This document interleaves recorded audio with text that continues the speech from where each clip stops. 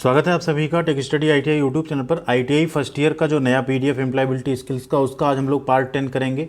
इससे पहले 9 पार्ट हम लोग कंप्लीट कर चुके हैं। अगर आपने नहीं देखा है तो जाके डिस्क्रिप्शन में लिंक है, वहाँ से आप जाके क्लिक करके ज़रूर देखिएगा। ये नया पीडीएफ जो 505 क्वेश्चन का जारी हुआ था निमी की वेबसाइट भारत स्किल्स पे, सभी 1 वर्षीय व फर्स्ट ईयर ट्रेड के लिए, उसमें हम लोग 3 मॉड्यूल कंप्लीट कर चुके हैं। आज ये है आपका चौथा मॉड्यूल है एंटरप्रेन्योरशिप। ठीक है, उसका आज हम ये क्वेश्चन नंबर 1 से स्टार्ट करेंगे। उससे पहले आपसे रिक्वेस्ट होगी, चैनल पे नए हैं तो सब्सक्राइब करके बेल आइकन को इस तरह से हिट कीजिएगा, जिससे आपको आने वाली सारी वीडियोज, अभी ट्रेड थ्योरी की भी आएंगी, सेकेंड ईयर एम्प्लॉयबिलिटी स्किल्स भी हिंदी इंग्लिश में आएगा, वो सब कुछ भी आपको मिलता रहेगा।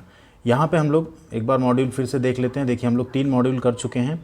ठीक, आज चौथा मॉड्यूल है, इसको कंप्लीट कर लिया, ये 3 कंप्लीट, आज ये कर रहे हैं, कल आपका ये भी कंप्लीट हो जाएगा। ठीक है, एंड इसका भी हम कुछ क्वेश्चन कर लेंगे।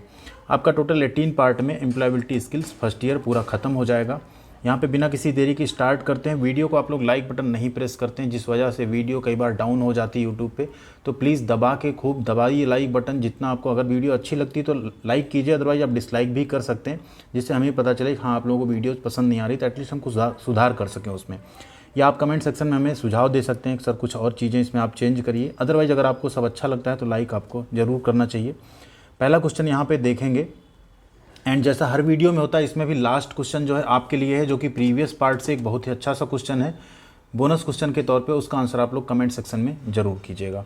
पहला क्वेश्चन है, the recipe for success includes. देखिए, हमने सीरियल नंबर्स नहीं चेंज किया मॉड्यूल वाइज, इसलिए हम यहाँ मॉड्यूल ऊपर लिख देते हैं कि आपको पढ़ने में आसानी होगी। ठीक है, क्योंकि सीरियल नंबर बदलेंगे फिर आप समझ नहीं पाएंगे किस नंबर पे पहुँच गए सर। तो यहाँ पे पहला question, the recipe for success includes, सफलता का नुस्खा जो हम लोग कहते हैं ना, जैसे खाने की रेसिपी से रेसिपी होती है, वैसे ही सफलता का नुस्खा क्या होता है, उसमें क्या क्या शामिल होता है। Self awareness and self belief यानी आत्म जागरूकता और आत्मविश्वास, इंडिपेंडेंस यानी आज़ादी, ग्रिट यानी धैर्य, या ऑल ऑफ द अबव यानी ऊपर के सभी। तो देखिए, अगर आपको सक्सेस होना है, सफल होना है, सबसे पहले तो आपको आत्म जागरूकता होनी चाहिए। आपके अंदर खुद की एक अवेयरनेस होनी चाहिए कि आपको करना क्या है, आप हैं क्या। पहले तो आप खुद को पहचान लीजिएगा, आपके अंदर कितना पोटेंशियल है, आप क्या क्या कर सकते हैं। एंड उसके बाद आपको अपने ऊपर बिलीफ होना चाहिए कि हाँ हम कर सकते हैं। ठीक है, इतनी चीज़ें अगर आपके अंदर आ गई तो अगला होता है इंडिपेंडेंस। आप थोड़ा सा फ्री हो हर चीज़ में, किसी का दबाव ना हो आपके ऊपर, किसी के ऊपर डिपेंड ना हो। थर्ड होता है अगर आप धैर्य रखें। ये तीनों चीज़ें हैं तब आप सक्सेस हो सकते हैं। यानी ये तीनों चीज़ें किसी भी सक्सेस के लिए क्या हैं, ज़रूरी हैं, तभी आपकी सफलता की जो नुस्खा या रेसिपी हो तैयार हो सकती है, यानी आप सक्सेस हो सकते हैं। अगला क्वेश्चन देखेंगे, इंडिया इज अ, बहुत ही सिंपल क्वेश्चंस हैं, डरने की बिल्कुल बात नहीं। ये सिर्फ 505 क्वेश्चन देखे ना, आप घबराइए मत। आपको 505 में से मिलेंगे 25, and each and every module से प्राप्त 2 से 3 क्वेश्चन होंगे, आसानी से आप लोग कर लेंगे। हमारा तो यही एक टारगेट है, आप लोग 25 में 25 पूरे सही करके आएँ, एंड इसीलिए आपके एग्जाम से पहले हमने एकदम टारगेट ले रखा कि आपको ये सारे पार्ट हिंदी इंग्लिश में कंप्लीट करवा रहे हैं। ठीक है, भारत कैसा देश है, हम सभी को पता है भारत कैसा देश है। एक डेवलपिंग कंट्री है, विकासशील, या जिसको विकसित होना कहते हैं, कभी हो रहा है कंटिन्यू विकसित, ऐसा कंट्री हमारा इंडिया या हमारा भारत। ठीक है, अगला क्वेश्चन है 3 number, as per the state of employment report in India of 2010 women are paid space men for same work. 2010 में भारत की रोजगार की स्थिति की एक रिपोर्ट आई थी, उसके अनुसार जो महिलाओं को भुगतान किया जाता है वो पुरुष एक ही काम के लिए, मतलब जो सेम काम महिलाएं कर रही हों एंड सेम काम पुरुष कर रहे हों, उनके बराबर किया जाता है, यानी इक्वल टू। मोर देन यानी महिलाओं को ज़्यादा दिया जाता है पैसा पुरुषों से, लेस देन यानी पुरुषों से कम दिया जाता है, या नन ऑफ द अबव, इनमें से कोई नहीं। तो सच ये था उस रिपोर्ट का कि महिलाओं को सेम कार्य के लिए पुरुषों से कम वेतन दिया जाता था कंपनियों में। अगला क्वेश्चन है 4 number, an space is a self employed person who is always trying to make his her business better by taking risks and trying new ideas. एक कौन, यहाँ पे स्पेस में बताना है कौन है वो, जो एक स्वनियोजित व्यक्ति है। स्वनियोजित मतलब जिसने अपना रोजगार खुद लगाया है। ठीक है, जो हमेशा जोखिम उठाकर, मतलब वो रिस्क लेता है और एक नए विचारों को, नए कुछ आइडियाज़ को आजमाता है, जिससे अपने व्यवसाय को बेहतर बनाने की कोशिश कर रहा हो, उसे क्या कहेंगे। वेज एम्प्लॉयड यानी मजदूरी, रोजगार जो डेली बेसिस पे मजदूरी करते हैं उनको कहेंगे, सैलरीड पर्सन को। अनएम्प्लॉयड यानी बेरोजगार होगा वो। एंटरप्रेन्योर यानी उद्यमी होगा, या नन ऑफ द अबव, इनमें से कोई भी नहीं। तो राइट आंसर आपका उद्यमी यानी एंटरप्रेन्योर होगा, जो कि अपने व्यवसाय को हमेशा आगे बढ़ाने के लिए नए आइडियाज़ और रिस्क लेता रहेगा। ठीक है, एंड वही फिर क्या होते हैं आगे लाइफ में सक्सेस होते हैं। अगला क्वेश्चन है 5 number, what does a person need to succeed in entrepreneurship. एक व्यक्ति जो कि उद्यमिता यानी खुद का अपना रोजगार में सफल होने के लिए उसे क्या होना चाहिए, उसमें क्या होना चाहिए एक व्यक्ति में, एक पर्सन में। मनी यानी उसके पास पैसा होना चाहिए, पावर यानी शक्ति होनी चाहिए, पॉलिटिक्स यानी राजनीति में उसकी अच्छी पकड़ होनी चाहिए, या माइंडसेट यानी नज़रिया होना चाहिए। तो सच बात यह है, अगर आपके पास माइंडसेट है तो आप एक एंटरप्रेन्योरशिप यानी एक उद्यमी बन सकते हैं और सफल हो सकते हैं। ज़रूरी नहीं आपके पास पहले से पैसा हो, आप छोटे से स्टार्ट करके भी बड़ा बिजनेस खड़ा कर सकते हैं। ऐसे कई एग्जाम्पल्स आपने पढ़े होंगे। बस हमारे साथ प्रॉब्लम ये होती है कि हमें ऐसी चीज़ें पढ़ाई नहीं जाती, शुरू सिखाई नहीं जाती, इसलिए हम लोग एक ही रास्ते भटक जाते हैं। हमें नौकरी करनी है। लेकिन नौकरी आप किसके यहाँ करते हैं? जो एक एंटरप्रेन्योर होता है, जो एक ये माइंडसेट रखता है हमें उद्यमी बनना है, उसी के यहाँ जाके आप फिर जॉब करते हैं। अगला क्वेश्चन है 6 number. A space person is someone who works for a person organisation and gets paid for that work. एक व्यक्ति वह है जो किसी व्यक्ति या संगठन के लिए काम करता है और उस काम के लिए भुगतान करता है, नहीं होगा यहाँ पे, उसे भुगतान किया जाता है एक्चुअल में, ठीक है। तो इसी व्यक्ति को हम कहते हैं सैलरीड पर्सन, ठीक है। जो हम लोग नौकरी करते हैं किसी कंपनी में जाके या गवर्नमेंट डिपार्टमेंट में, तो हम क्या करते हैं, हम अपना काम करते हैं, अपना टाइम देते हैं, ठीक है। उसके बदले हमें क्या मिलता है? हमें मंथ में कुछ एक सम अमाउंट मिल जाता है जो हमारी सैलरी होती है। ऐसे एम्प्लॉय को हम कहते हैं वेज एम्प्लॉयड, यानी रोजगार मजदूरी, या जो मजदूरी करके रोजगार अपना चला रहा हो, ठीक है। तो राइट आंसर क्या है यहाँ पे? Option B, wage employed. Question number 7 है space is the act of setting up and running a business taking on risk in the hope of profit. Space यहाँ पे है एक व्यवसाय स्थापित करने और चलाने, आगे बढ़ने का कार्य है, लाभ की आशा में। यहाँ हिंदी थोड़ी सी आपको कंफ्यूज करेगी, हम यहाँ आपको समझा देते हैं कि यहाँ पे बता रहा है कि ऐसी कौन सी चीज़ है, क्या है। एक एक्ट ऑफ सेटिंग है, मतलब आप कोई एक ऐसा चीज़ स्थापित करना चाह रहे हैं, एक ऐसा बिजनेस रन करना चाह रहे हैं, रिस्क लेकर, taking on risk in the hope of profit. आप रिस्क इसलिए ले रहे हैं कि हमें आगे इसमें प्रॉफिट होगा। सपोज करिए आप अपने, मान लीजिए आपने ITI किया इलेक्ट्रीशियन से, एंड आप एक बिज़नेस शुरू करने जा रहे हैं। एग्जांपल हम दे रहे हैं यहाँ पे कि आप जो है अपनी एक शॉप ओपन करेंगे एंड आप 1-2 कैंडिडेट को ट्रेन करेंगे साथ में, एंड आप जो है वायरिंग वगैरह के कॉन्ट्रैक्ट लेके आप आगे काम करेंगे। तो इसमें एक रिस्क है, हो सकता है आपको ना मिले ज़्यादा क्लाइंट्स, उसी जहाँ कोई नौकरी करने जाएगा उसको 10-12, 15,000, 20,000 रुपये महीने मिलने लगेंगे। रिस्क है, लेकिन अगर आपका ये काम चल गया तो जो 15-20,000 महीने का कमा रहा है, इतना आप डेली का कमा सकते हो, एंड अपने अंडर में आप लोगों को भी रख सकते हो। ऐसे हर व्यवसाय के साथ होता है। तो यहाँ पे क्या कहेंगे, उस व्यक्ति को क्या कहेंगे? एंटरप्रेन्योरशिप कहेंगे, वेज एम्प्लॉयमेंट कहेंगे, बोथ ए एंड बी कहेंगे, या नन ऑफ द अबव कहेंगे।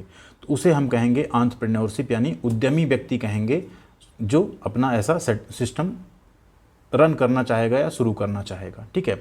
कई बार आप लोग सोचते हैं both and A and B and none of the above होगा तो वही सही होगा, तो ऐसा नहीं। देखिए यहाँ पे ये अपवाद है क्वेश्चन में, इसमें आपका ऑप्शन ए सही हो रहा है। अगला क्वेश्चन है expansion of BRICS is.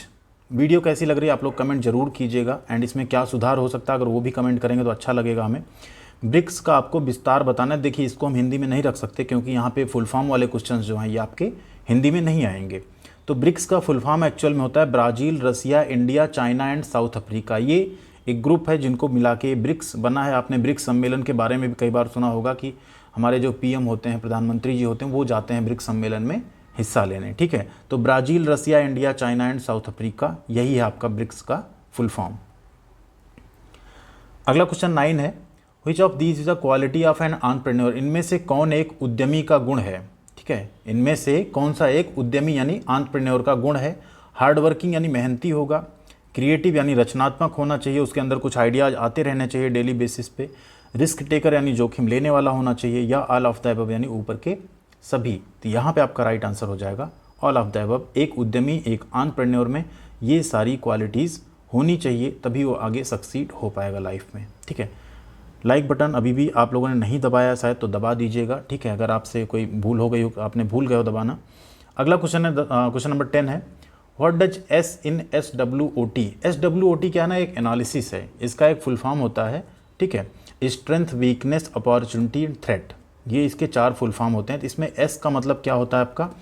Strength होता है। देखिए यहाँ पे हम आपको दिखा दें, ये एक एक्चुअल में ऐसा एनालिसिस है कि इसमें जो S एंड O है ये आपका क्या होता है? हेल्पफुल है। ये किसी गोल को आपको अचीव करना है तो आपके अंदर स्ट्रेंथ होनी चाहिए, आपको अपॉर्चुनिटी मिलेगी, आप अपॉर्चुनिटी जो भी मिले उसको ग्रैब करेंगे तो ये आप सक्सेस होंगे, ठीक है। एंड हार्मफुल होता है आपका वीकनेस एंड जो थ्रेट है वो, ठीक। इसमें ये आपके इंटरनल ओरिजिन होते हैं, स्ट्रेंथ है वीकनेस आपकी अंदरूनी होती है, एंड अपॉर्चुनिटीज़ और थ्रेट जो होती है ये आपकी एक्सटर्नल ओरिजिन होते हैं, बाहर से आपको ये नुकसान पहुंचाते हैं। ठीक है, स्ट्रेंथ तो आपके अंदर की स्ट्रेंथ होगी, बट अपॉर्चुनिटीज एंड थ्रेट जो होती है ये आपके एक्सटर्नल ओरिजिन है। तो यही आपका यहाँ पे इसका फुल फॉर्म होता है। फुल फॉर्म आप लोग याद कर लीजिए, स्ट्रेंथ, अपॉर्चुनिटी, वीकनेस, थ्रेट। ठीक है, या strength, weakness, opportunity, threat. S का हो गया। अब डब्ल्यू का फुल फॉर्म क्या होगा SWOT में, हमने बता दिया आपको क्या है, वीकनेस। राइट आंसर क्या हो गया आपका, ऑप्शन बी, वीकनेस। ओ का फुल फॉर्म क्या है SWOT में, ओ का है अपॉर्चुनिटी यानी अवसर। राइट आंसर क्या हो गया आपका, ए, अपॉर्चुनिटी। टी का फुल फॉर्म क्या है, टी का फुल फॉर्म है आपका थ्रेट, ऑप्शन बी, थ्रेट। चलते क्वेश्चन नंबर 14 पे। An entrepreneur should not take any risk, एक उद्यमी को कोई जोखिम नहीं लेना चाहिए। क्या ये सही है? अगर आप एक उद्यमी बनना चाह रहे हैं तो क्या आपको जोखिम लेना चाहिए या नहीं लेना चाहिए? ट्रू या फॉल्स, यानी सही है या गलत है। ऐसे क्वेश्चन भी इस बार आ सकते हैं आपके, जिसमें 2 ही ऑप्शन होगा। तो अगर एक उद्यमी रिस्क नहीं लेगा तो एक सक्सेसफुल उद्यमी एंटरप्रेन्योर नहीं बन पाएगा। तो ये क्या है आपका, फॉल्स है, उसे जोखिम लेना चाहिए, लेना होगा। अगला क्वेश्चन है, what is the full form of FMCG? FMCG का फुल फॉर्म क्या है? First moving customer goods. Option A है आपका first moving customer goods, first moving consumer goods, fast making customer goods, या फास्ट मूविंग कंज्यूमर गुड्स। तो यहाँ पे इसका राइट आंसर एक्चुअल में फास्ट मूविंग कंज्यूमर गुड्स। ठीक है, इसका सीधा सा मतलब ही यही है। फास्ट मतलब इसे तेज़ी से, ठीक है, चलना होगा, पहुँचाना होगा कहीं भी। ठीक है, एंड कंज्यूमर मतलब कंज्यूमर के पास जो इसका उपयोग करने वाले हैं। गुड्स मतलब होता है सामान। तो एक्चुअल में ये ऐसे सामान होते हैं, FMCG प्रोडक्ट जो होते हैं, जैसे हम आपको कुछ कंपनीज़ के नाम बताएं, जैसे ब्रिटानिया है, अमूल है, नेस्ले है, ठीक है, जिसकी आप मैगी एंड ब्रेड मिल्क वगैरह पीते हैं। ठीक, इसी तरह से आपका ITC है। ये सब जो गुड्स बनाते हैं, जैसे आपको एग्जांपल दे दें, पैकेज, मान लीजिए पैक में दूध हो गया, पैकेज जो ब्रेड होते हैं, बेकरी के सामान होते हैं, अगर इन सब को बना के और तुरंत कस्टमर तक पहुंचाया ना जाए तो क्या होंगे, ख़राब हो जाएंगे। तो इन्हीं को एक्चुअल में क्या कहते हैं, FMCG कहते हैं, फास्ट मूविंग कंज्यूमर गुड्स कहते हैं। इन्हें जल्दी जल्दी से, ब्रेड में आप देखते होंगे एक्सपायरी क्या रहती है, 3 से 4 दिन की रहती है। तो अगर उसको आपके यहाँ कंपनी में वो बना और उसे पहुँचने में ही 4 दिन लगते हैं, तब तो कस्टमर तक पहुँचते पहुँचते क्या हो जाएगा, एक्सपायर हो जाएगा। ठीक है, ऐसे सेम मिल्क का पैकेट है, दही का पैकेट है, ये सब जो आप देखते होंगे, ये सब FMCG प्रोडक्ट होते हैं।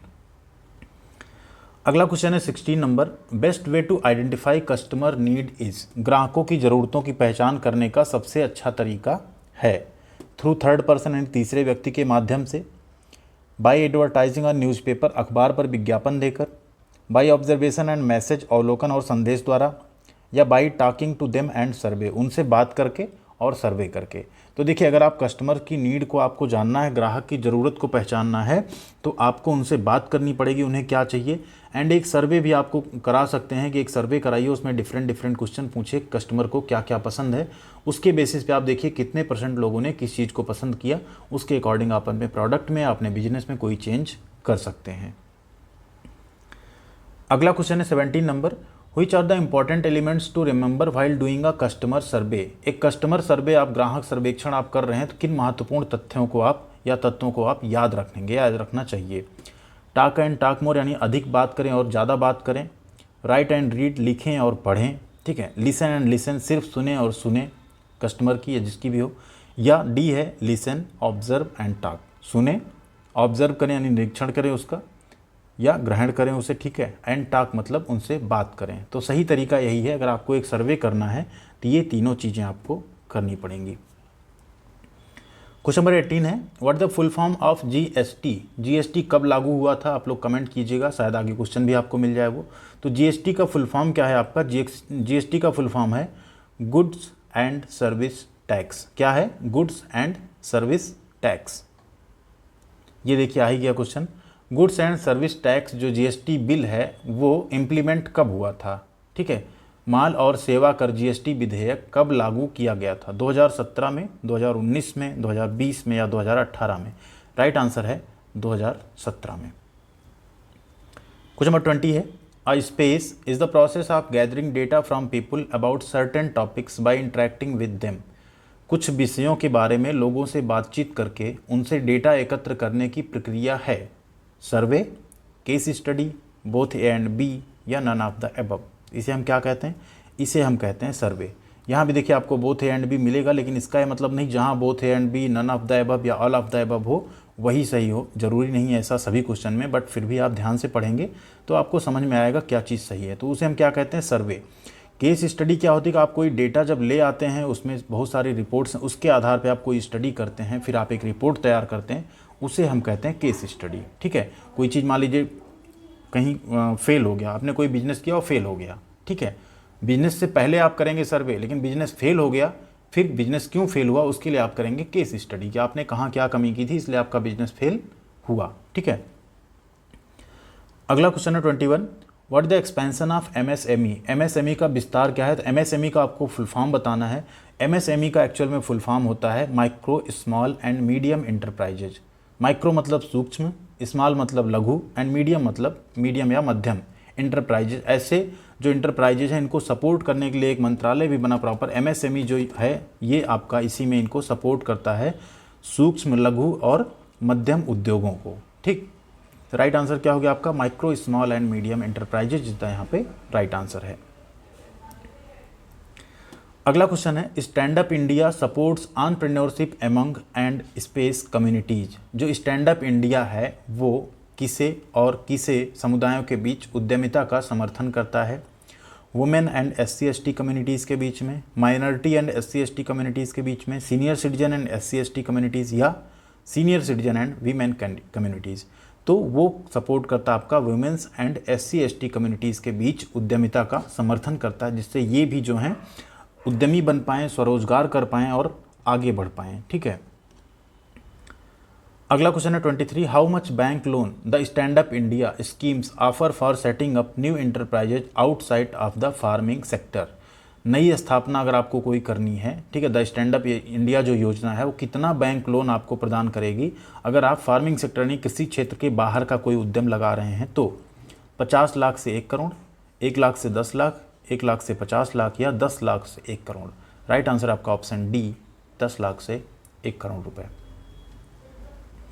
क्वेश्चन नंबर 24 है, एमएसएमईज इनकरेजेज स्पेस। एमएसएमई किस चीज़ को प्रोत्साहित करता है? अभी हम लोग पीछे बात किए थे, entrepreneurship, employment and livelihood opportunities को, पॉपुलेशन इन द कंट्री को, स्कूल एजुकेशन को या नन ऑफ द अबव को। तो वो पॉपुलेशन यानी जनसंख्या को सपोर्ट नहीं करता, स्कूल एजुकेशन को भी सपोर्ट नहीं करता, इनमें से किसी को भी नहीं सपोर्ट करता। किसको सपोर्ट करता है? एंटरप्रेन्योरशिप यानी उद्यमिता को, एम्प्लॉयमेंट यानी रोजगार को, एंड लाइवलीहुड अपॉर्चुनिटीज़ मतलब जो जीविका की आपके अवसर हैं उन्हें और ज़्यादा उन्नत बनाने के लिए वो प्रोत्साहित करता है। ठीक है, अगला क्वेश्चन है 25, which is the good method to interact with customer for survey. सर्वेक्षण के लिए ग्राहक के साथ बातचीत करने का अच्छा तरीका कौन सा है? Go prepared with the questions that you want to ask. आप जो प्रश्न पूछना चाहते हैं उसके साथ तैयार रहें, उसके साथ जाएं वहाँ पे। अगला, speak at least 20 people to get reliable data. विश्वसनीय डेटा प्राप्त करने के लिए कम से कम 20 लोगों से बात करें। सी है, स्पीक पोलाइटली एंड डीपली। विनम्रता से और गहराई से बोलें यानी बात करें। एंड लास्ट है ऑल ऑफ द अबव। तो यहाँ पे आपका राइट आंसर है ऑल ऑफ द अबव। जब आप किसी कस्टमर सर्वे के लिए जाएँ तो आपको ये तीनों चीज़ें ध्यान रखनी चाहिए। अब आती है आपकी बारी।